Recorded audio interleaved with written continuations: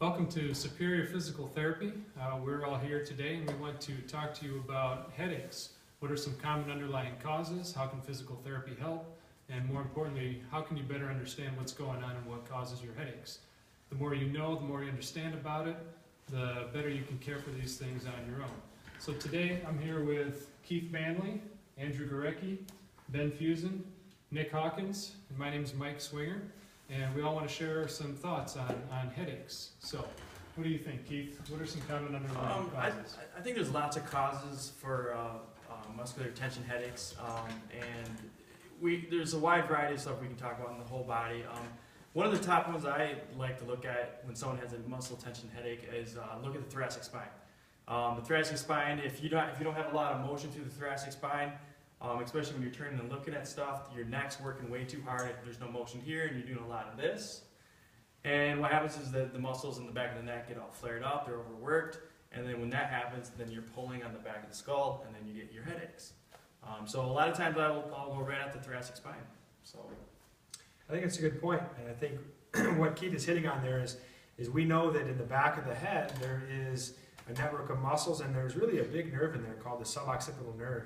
And when those muscles get tight, that can compress the nerve, and that nerve has a pathway where it goes from the back of the head and it wraps around to the side of the head. And you can actually, so if you have a headache that feels different, it doesn't feel like it's behind your eyes, but it feels like it actually comes from the back of your neck. That's really the type of headache I think we're talking about here. And there's a lot of causes, and Keith hit on one that's really important. You know, how is that upper body, how is that upper back moving?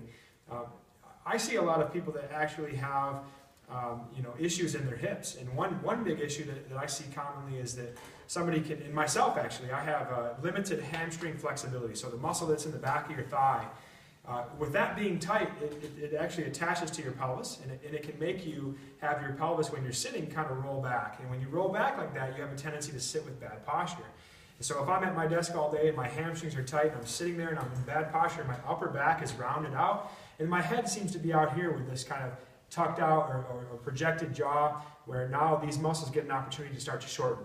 And that can actually be the causative factor, where the site of pain is in my neck, but ultimately the dysfunction comes from the back of my hamstrings. So in that case, I'm going to spend a lot of time loosening my hamstrings up so then I can have a pelvis that's more mobile in the sitting position, and I can sit up with better posture.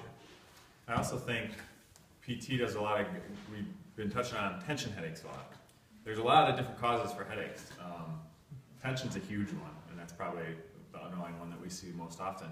But another reason that people get headaches is the lack of fluid movement in the body, and there's a whole theory of thought on this. But just generally with PT, if you're not properly aligned with posture or with anything like that, or your back's not moving well, your hips aren't moving well, and just kind of speaking generally to a headache that's not a tension headache, if you've been diagnosed with something that you don't have tension headache, and it's not a tension headache, and it's more the fluid in your spine doesn't move well, PT is going to do a good job with aligning everything to get you moving better. It goes all the way down to your foot where your hips can be off, and that's going to make you move your spine to the right or the left, and that fluid's not going to have that proper flow, and your head's going to pay for it. Your head, you always want to be straight up and down with your head, and that's a big source of headaches that people have throughout their day that is beyond tension headaches that PT can kind of assist with. Yeah, so that makes a lot of sense, and just kind of both of the different types of headaches that you guys touched on. I like how you talk about how the whole body can influence it, and same with what Ben was talking about, and with the tension headaches.